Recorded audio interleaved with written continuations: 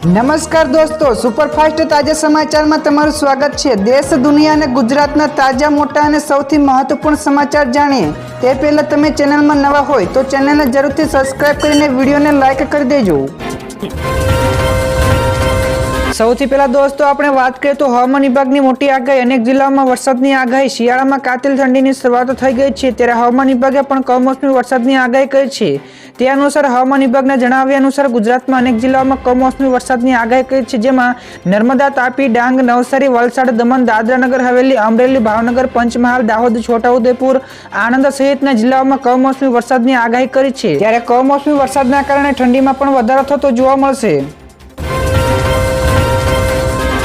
બીજા સૌથી મોટા સમાચાર, ડીઆરડીઓએ બનાવી ઘાતક rifle. Defence research development organisation એટલે કે ડીઆરડીઓ એક ઘાતક રાઇફલ તૈયાર કરી છે। તો 100 દિવસમાં તૈયાર કરવામાં આવેલી આ રાઇફલનું નામ ઉગ્રામ આપવામાં આવ્યું છે। તેની ખાસિયત એ છે કે તેનું વજન માત્ર 4 કિલો છે અને તેની રેન્જ 500 મીટર સુધીની છે, એટલે કે 500 મીટરની રેન્જમાં રહેલ દુશ્મનને તેનાથી ઠાર કરી શકે છે। તેમાં 7.62 mm કેલિબરનો પણ ઉપયોગ કરવામાં આવ્યો છે। આગળ દોસ્તો વધુ એક સૌથી મોટા સમાચાર, જેપી નડ્ડાએ કોંગ્રેસ ઉપર નિશાન સાધ્યું। ભાજપના રાષ્ટ્રીય અધ્યક્ષ જેપી નડ્ડાએ આસામમાં ગુવાહાટીમાં પાર્ટીના કાર્યક્રમ દરમિયાન કહ્યું કે પીએમ મોદીએ ઓબીસીને માત્ર બંધારણીય દરજ્જો આપ્યો, પરંતુ તેઓ એટલે કે કોંગ્રેસને માત્ર મત જોઈએ છે। નહેરુ આંબેડકરને સંસદમાં પ્રવેશતા પણ અટકાવ્યા હતા। ઓબીસી સાથે આટલો અન્યાય કર્યા પછી પણ હવે તેઓ ન્યાયયાત્રા કાઢી રહ્યા છે। કોંગ્રેસે કલમ 356 નો ઉપયોગ કરીને 90 વખત ચૂંટાયેલી સરકારોને બરકત કરી છે, તો આ લોકો ન્યાયયાત્રા કાઢી રહ્યા છે। બીજા સૌથી અગત્યના સમાચાર, રોડ ટુ હેવન માર્ગે ડ્રોન ઉડાડવા ઉપર પ્રતિબંધ। વર્લ્ડ હેરિટેજ સાઇટ ધોળાવીરા ખાતે આવેલા રોડ ટુ હેવન માર્ગે ડ્રોન ઉડાડવા ઉપર પ્રતિબંધ મૂકવામાં આવ્યો છે। મળતી માહિતી અનુસાર એશિયાના એકમાત્ર ફ્લેમિંગો સિટી નજીક આવેલા રોડ ટુ હેવન માર્ગ ઉપર પક્ષીઓને ખલેલ ન પહોંચે તે માટે આ રોડ ઉપર ડ્રોન ઉડાડવા ઉપર પ્રતિબંધ લગાવવામાં આવ્યો છે। વનતંત્રએ ડ્રોન ઉડાડવા ઉપર પ્રતિબંધ લગાવવાના પોસ્ટરો પણ લગાવ્યા છે। બીજા સૌથી મહત્વના સમાચાર, ગુજરાતમાં બનેલી કારો વિદેશમાં વેચાશે। વાઇબ્રન્ટ સમિટમાં સુઝુકી મોટર્સના પ્રમુખ તોહિસા હિરોએ સુઝુકીની જાહેરાત કરતા કહ્યું કે વૈશ્વિક મુશ્કેલી વચ્ચે ભારતનું પ્રદર્શન સારું રહ્યું। G20ની સફળ પણ યજમાની કરી, તો 4800 જેટલી જાપાનીઝ કંપનીઓ ભારતમાં વ્યાપાર કરે છે। ગુજરાતમાં અમે રોકાણ વધારીશું અને સુઝુકીના ગુજરાત પ્લાન્ટમાં 7,50,000 વાહનોનું ઉત્પાદન થયું છે, તો નવા પ્લાન્ટમાં બનેલી ઇલેક્ટ્રિક કાર જાપાન અને વિશ્વના દેશોમાં નિકાસ થશે તેમ પણ ઉમેર્યું હતું। ત્યારબાદના બીજા સૌથી મોટા સમાચાર, અદાણી ગ્રુપ 5 વર્ષમાં 2 લાખ કરોડનું રોકાણ કરશે। જી હા દર્શક મિત્રો, અદાણી ગ્રુપના ચેરમેન ગૌતમ અદાણીએ વાઇબ્રન્ટ સમિટમાં સંબોધન દરમિયાન ગુજરાતમાં 5 વર્ષમાં 2 લાખ કરોડ રૂપિયાના રોકાણની જાહેરાત કરી છે, તો 1 લાખ લોકોને રોજગારી પણ મળશે। તો કચ્છના ખાવડામાં 30 ગીગાવોટના રિન્યુએબલ એનર્જી બને એમાં એ પ્રકારના પ્લાન્ટની સ્થાપના કરવામાં આવશે। તો ગ્રીન સપ્લાય ચેનમાં પણ વધારો કરવામાં આવશે, જેમાં solar panel, wind turbine, copper અને સિમેન્ટેશન સહિતના પ્રોજેક્ટનો સમાવેશ થાય છે। ફટાફટ દોસ્તો આગળના બીજા સૌથી મોટા સમાચાર, ભારત જોડો યાત્રાને મંજૂરી ન મળે। જી હા દર્શક મિત્રો, કોંગ્રેસ દ્વારા વિવિધ રાજ્યોમાં ભારત જોડો ન્યાય યાત્રા થઈ રહી હતી, ત્યારે કોંગ્રેસને મોટો ઝટકો લાગ્યો છે। તો મણિપુર રાજ્યમાંથી મણિપુર સરકારે ઇમ્ફાલમાં પેલેસ ગ્રાઉન્ડ ખાતે ભારત જોડો ન્યાય યાત્રાને મંજૂરી આપવાનો ઇનકાર કરી દીધો છે। તો આ બાબતે કોંગ્રેસ પાર્ટીએ તેને દુર્ભાગ્ય ગણાવ્યું છે। તો ઉલ્લેખનીય છે કે મણિપુરમાં મંજૂરી ન મળતા આગામી ચૂંટણીમાં લઈને કોંગ્રેસને મોટો ફટકો લાગવાની શક્યતાઓ દર્શાવાય છે। તો દોસ્તો બીજા સમાચાર વિશે ઝડપથી આપણે વાત કરીએ તો ચાઇનીઝ દોરીના વેપારીઓને હવે ખેર નહીં। ચાલ ચાઇનીઝ દોરીને લઈને ગુજરાત પોલીસ કડક કાર્યવાહી કરી રહી છે, ત્યારે પૂર્વ કચ્છ પોલીસે વિવિધ જગ્યાએ રેડ પાડીને પ્રતિબંધિત ચાઇનીઝ દોરીનો જથ્થો ઝડપી પાડ્યો છે। તો કચ્છ જિલ્લાના ભચાઉ અને લાકડીયામાં પોલીસે પ્રતિબંધિત ચાઇનીઝ દોરીનું વેચાણ કરતા ઇસમોની ધરપકડ કરીને કાર્યવાહી હાથ ધરી છે। તો આ સિવાય ગુજરાત પોલીસે અમદાવાદ, રાજકોટ, ડીસા, ઉના, જુનાગઢ સહિતના અનેક શહેરો અને જિલ્લાઓમાં ચાઇનીઝ દોરીને ઝડપી પાડી છે। ત્યારબાદના દોસ્તો બીજા સૌથી મહત્વના સમાચાર મળ્યા છે, મુકેશ અંબાણીનું મોટું નિવેદન। અંબાણી પર ગુજરાતમાં 5 વચનો આપ્યા। હજીરામાં ભારતની પ્રથમ કાર્બન ફાઇબર સુવિધા સ્થાપવામાં આવશે। તો ગુજરાતમાં રોકાણ કરીને 2030 સુધીમાં રાજ્યને તેની 50% ગ્રીન જરૂરિયાતો હાંસલ કરવામાં મદદ કરશે। તો આ સિવાય રાજ્યમાં ગુણવત્તાવાળા ઉત્પાદનો લાવશે અને તેને ખેડૂતોને ટેકો આપશે। તો આર્ટિફિશિયલ ઇન્ટેલિજન્સમાં નોકરીઓ પણ ઊભી કરશે ને ભારત 2036 સુધીમાં ઓલિમ્પિક માટે બીડ કરશે, ત્યારે ગુજરાતમાં રોકાણ કરશું। ત્યારબાદ દર્શક મિત્રો આગળ શેર માર્કેટના સમાચાર પણ મળ્યા છે તો ગઈકાલે સુધારા સાથે બંધ રહ્યું હતું શેર બજાર. તો ગઈકાલે બુધવારે શેર બજારની સપાટી શરૂઆત થઈ હતી તો કે ટ્રેન્ડિંગ સેશન્સના અંતે બજારમાં સુધારો જોવા મળ્યો. તો કારોબારી દિવસના અંતે બજારમાં લીલા નિશાન ઉપર બંધ રહ્યું હતું, જ્યારે બીએસઈ સેન્સેક્સ 271 પોઈન્ટ વધીને 71,657 અંક ઉપર બંધ રહ્યું, જ્યારે NSE નો નિફ્ટીનો સૂચકાંક 73 પોઈન્ટ વધીને 21,618 અંક ઉપર બંધ રહ્યો હતો, જ્યારે બેંક નિફ્ટીમાં ગઈકાલે 118 પોઈન્ટ વધીને 47,360 અંક ઉપર બંધ રહી હતી.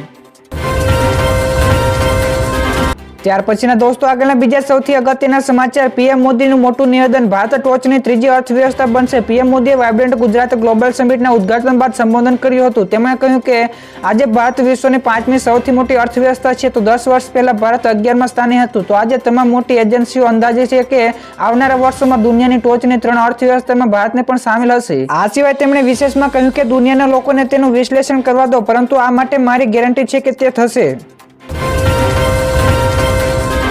ત્યારબાદના દોસ્તો બીજા સૌથી મહત્વપૂર્ણ સમાચાર મળ્યા છે. સોના અને ચાંદીના ભાવમાં ઘટાડો થયો. સોના અને ચાંદીના ભાવમાં ગઈકાલે ઘટાડો નોંધાયો. તો ગઈકાલે 24 કેરેટ સોનું 168 રૂપિયા સસ્તું થતા 62,247 રૂપિયા ઉપર પ્રતિ 10 ગ્રામના ભાવે છે, જ્યારે 22 કેરેટનું સોનું 57,018 રૂપિયા પ્રતિ 10 ગ્રામના ભાવે વેચાઈ રહ્યું છે.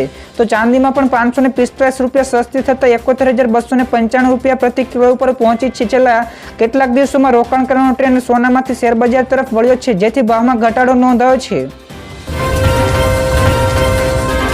તો દોસ્તો ફટાફટ આગળના બીજા સૌથી મોટા સમાચાર મળ્યા છે. અત્યાર સુધીનું સૌથી ગરમ વર્ષ રહ્યું 2023. વિશ્વમાં વધતા જતા ઔદ્યોગિકરણ તેમજ ગ્લોબલ વોર્મિંગના કારણે યુરોપિયન ક્લાઇમેટ એજન્સીએ વર્ષ 2023ને અત્યાર સુધીનું સૌથી ગરમ વર્ષ જાહેર કર્યું છે. તો ઔદ્યોગિકરણને પહેલાની તુલનામાં સરેરાશ 1.5 ડિગ્રી સેલ્સિયસનો વધારો થયો છે. કોપરનિક્સ ક્લાઇમેટ ચેન્જ સર્વિસના વૈજ્ઞાનિકોએ જણાવ્યું કે 2024નું વર્ષ પૂરું થતાં ગરમી હજુ વધશે, જેના કારણે કુદરતી આપત્તિઓનો સામનો આપણે કરવો પડી શકે છે. તો દોસ્તો બીજા સૌથી મોટા સમાચાર મળ્યા છે. અટલ દેશનો સૌથી લાંબો દરિયાઈ બ્રિજ. મુંબઈથી નવી મુંબઈની વચ્ચે દેશનો સૌથી મોટો દરિયાઈ પુલ બનીને તૈયાર થઈ ચૂક્યો છે. 12મી જાન્યુઆરીના રોજ વડાપ્રધાન મોદીના હસ્તે તેનું ઉદ્ઘાટન કરવામાં આવશે. તો 22 કિલોમીટર લાંબા આ બ્રિજને અટલ બ્રિજ નામ આપવામાં આવ્યું છે. તેમજ તેના કારણે લોકોની મુસાફરીમાં 1 કલાકનો સમય બચશે. તો આ બ્રિજ બનાવવાની વખતે પર્યાવરણનું ખાસ ધ્યાન રાખવામાં આવ્યું છે. તેમજ બ્રિજ આર્ટિફિશિયલ ઇન્ટેલિજન્સ વાળા 400 CCTV કેમેરાથી સજ્જ કરાયેલ છે. ત્યાર પછીના દોસ્તો આગળના સમાચાર વિશે ઝડપથી વાત કરીએ તો 4.1ની તીવ્રતાનો ભૂકંપ આવ્યો. અંદમાન અને નિકોબારના ટાપુઓમાં ગઈકાલે ભૂકંપના આંચકા અનુભવાયા. તો રિક્ટર સ્કેલ ઉપર તેની તીવ્રતા 4.1ની માપવામાં આવી છે. જોકે ભૂકંપના કારણે કોઈ પણ નુકસાનના સમાચાર નથી. તો ભારતના રાજ્યો અને કેન્દ્ર શાસિત પ્રદેશોમાં સતત ભૂકંપના આંચકા આવી રહ્યા છે, જેના કારણે લોકો ભયભીત છે. તો અગાઉ પણ મણિપુર, મિઝોરમ, જમ્મુ કાશ્મીર ભૂકંપના આંચકા આવ્યા હતા. ત્યારબાદના દોસ્તો બીજા સૌથી મોટા સમાચાર મળ્યા છે. અમેરિકામાં બર્ફીલું તોફાન આવ્યું, જનજીવન ઠપ થયું. ભર શિયાળે મધ્ય અને પૂર્વ અમેરિકામાં બરફનું ભારે વાવાઝોડું આવતા જનજીવન અસ્તવ્યસ્ત થયું છે. કેટલાક વિસ્તારોમાં ચારે તરફ બરફ છવાઈ ગયો છે, જેના કારણે 12 રાજ્યોમાં 4,18,000થી વધુ ઘરોમાં વીજળી પણ ગુલ થઈ છે, જેને લઈને તંત્ર સજાગ થયું છે અને આ સપ્તાહના અંત સુધીમાં વીજળીની સુવિધા શરૂ થવાની શક્યતાઓ છે. ત્યાર પછી દર્શક મિત્રો બીજા સૌથી મહત્વપૂર્ણ સમાચાર મળ્યા છે. લોકસભાની ચૂંટણી પહેલા ઘટી શકે છે પેટ્રોલ અને ડીઝલના ભાવ. તો સાઉદી અરબે ફેબ્રુઆરી માસમાં નિકાસ ગ્રેડ ક્રૂડ ઓઇલની કિંમતોમાં ઘટાડીને 27 મહિનાની નીચી સપાટી કરી દીધી છે. તો સાઉદી અરબે બેરલ દીઠ કિંમતમાં $2 ઘટાડો કરવાનો નિર્ણય લીધો છે, ત્યારે હાલમાં બ્રેન્ટ ક્રૂડ ઓઇલ $77.13 પ્રતિ બેરલ ઉપર ટ્રેડ થઈ રહ્યું છે. જોકે ભારત સરકારની ઓઇલ કંપનીઓ સાઉદી અરબમાંથી નીચા ભાવે વધુ ઓઇલ ક્રૂડ ઓઇલની આયાત કરવામાં સફળ થાય છે. તો લોકસભાની ચૂંટણી પહેલા પેટ્રોલ અને ડીઝલના ભાવ ઘટી શકે છે. તો દર્શક મિત્રો આગામી 24 કલાકમાં અહીંયા થશે માવઠું. વડોદરા જિલ્લાના ડભોઈમાં તેમજ નર્મદા જિલ્લાના રાજપીપળામાં કમોસમી વરસાદ થતા ખેડૂતોમાં ચિંતાનું મોજું ફરી વળ્યું. તો હવામાન વિભાગે આગાહીના પગલે વરસાદ વરસ્યો છે. તો ખેડૂતોના કપાસ, દિવેલા, તુવેર જેવા પાકોમાં નુકસાનીની ભીતિ સેવાઈ રહી છે.